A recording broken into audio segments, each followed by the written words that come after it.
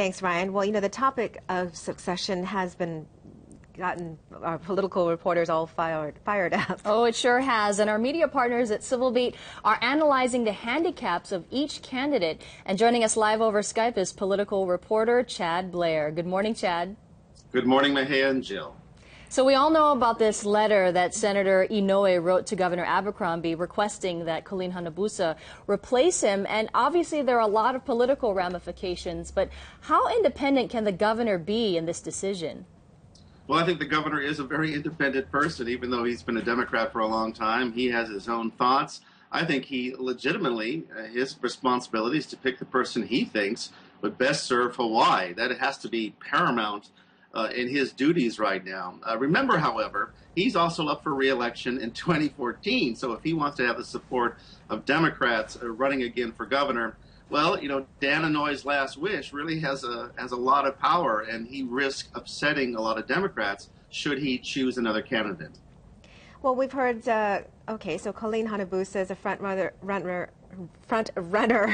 Brian Schatz, Ed Case, also those two names are at the top, according to Neil Milner.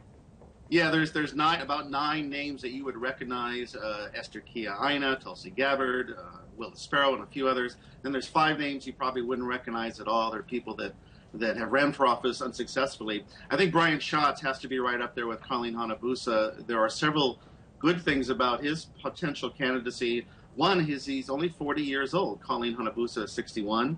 You want to have someone that's going to be able to serve not just a generation, but maybe 2 or 3.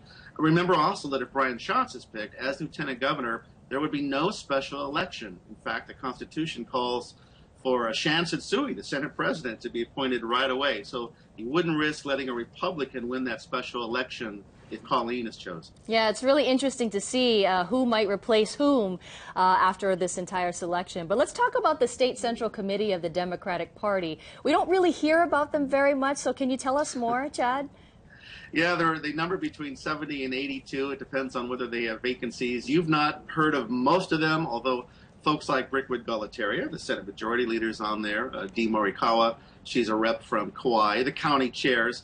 But the rest of the people are party apparatchiks. They're the kind of folks that go to the conventions, that man the polling precincts.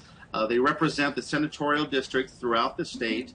And they have a momentous decision on their hands. They normally don't have to deal with something like this. Like the last serious decision they had was deciding whether Laura Thielen was in good standing to run as a Democrat. This is major. They're going to pick 3 names to send to the governor to select a U.S. senator.